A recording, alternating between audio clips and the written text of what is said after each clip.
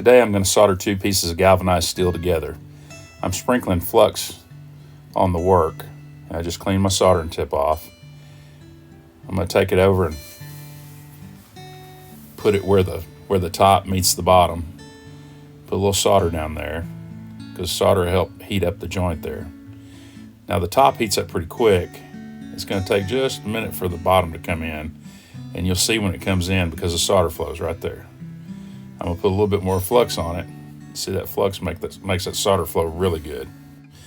Once you get the solder to connect the top and the bottom, or one piece to another, you just keep working it around there and heating it up, and you can see that solder's flowed a little bit more to the left. Now I'm going to go back to the right. And the trick to it is you've got to get enough heat in it. Now, if you get too much heat in it, it'll go the other way. But I'm going to repeat what I did at first over here. And you'll see it's not wanting to go to the bottom, then all of a sudden, there it goes. It heated the bottom up, and it connects the bottom with the top. And there's a little gap there, and that gap's made because the bottom piece with the heat warped and pulled away from the top piece. So all you got to do there is just heat it back up and then push it down and let the solder cool in that one spot, and then get enough solder on there to where you can go back and solder without having it come undone.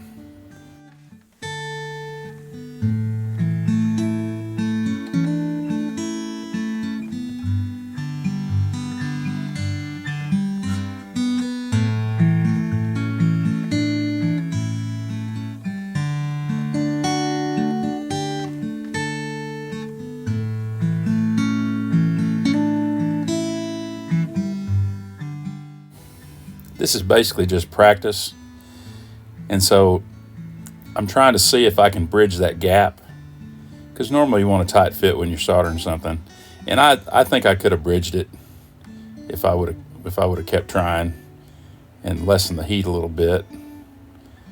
But I'm going to go ahead and melt this back down and get something to push that down so it doesn't burn my fingers. Under there you can see the 3 rare earth magnets I've got holding it to my bench block. So I'm going to heat this back up because I got plenty of solder on it right now. I'm going to get something to put up there that's not my finger to hold it down where I can go ahead and solder it. And you've got enough solder. I've got enough solder down there to where I can just go ahead and heat it up and pull it backwards, and it'll lay it in there real nice. Now I had that piece tacked right there at the far right, and now that I've got enough solder on there, it cools off in one spot before it melts the whole seam there and lets it pop loose. I'm just going to be quiet now and let you watch me solder all the rest of it. Just watch how the solder flows and how it flows when the flux is put on it.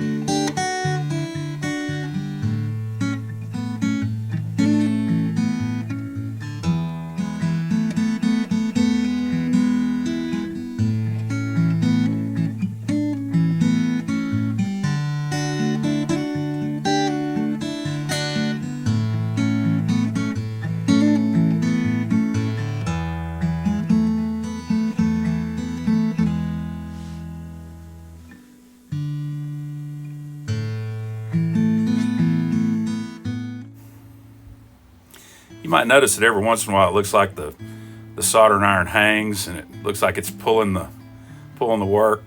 Well, whenever you get over one of those rare earth magnets, that tip is iron, and it'll grab that tip and it'll pull it with you if you don't hang on to that bench block.